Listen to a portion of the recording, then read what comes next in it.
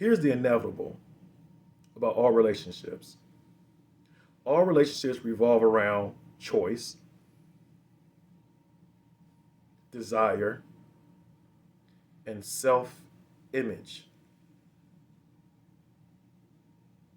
In the midst of the complaints, and I'm gonna be very honest here, because we see a lot of people talk about relationships, but primarily, if you pay close attention, it's always in the realm of complaint, stimulating a certain emotional response, and to help people cushion their trauma, but never really pull them really out of the trauma or recognizing the trauma or really recognizing the source to the conflicts.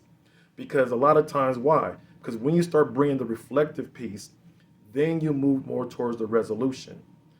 The sad honesty that that I have to say is that a lot of people are more into the venting, more into the trauma bonding, more into the aggression about the relationships talks, but they're not really into the solutions.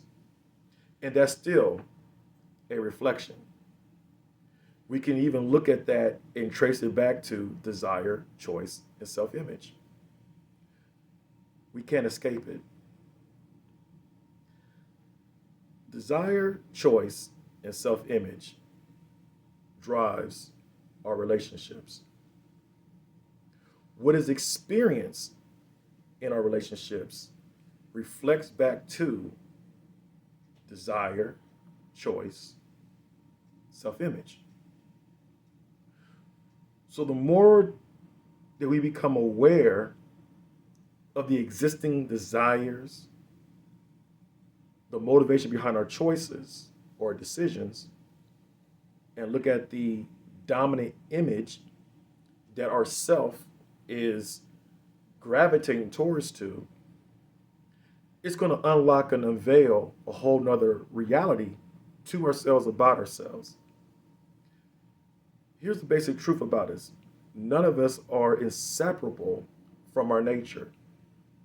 We all have different things driving us. We all have proclivities. We all have these different inclinations, habits, and tendencies that just is a part of our character makeup, is a part of our energetic profile.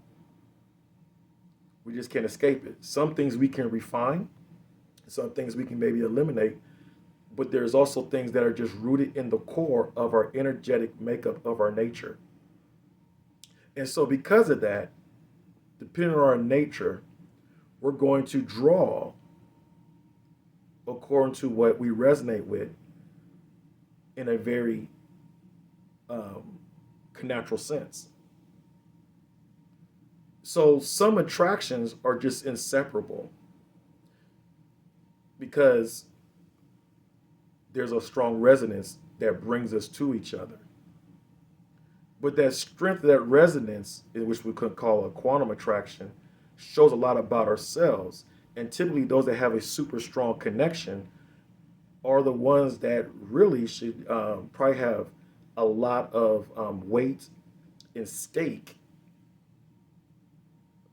upon each other, simply because the resonance is so strong and high that they might have more of an enduring type of relationship. Because why? The energetic profile, the energetic makeup, the attraction is at a quantum, in other words, is at a strong state that it allows them to be able to hold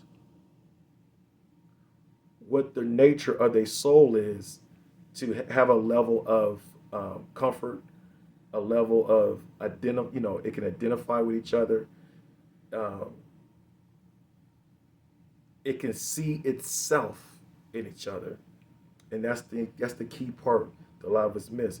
The more we can see ourselves inside each other, the more we'll find that we attract more to each other.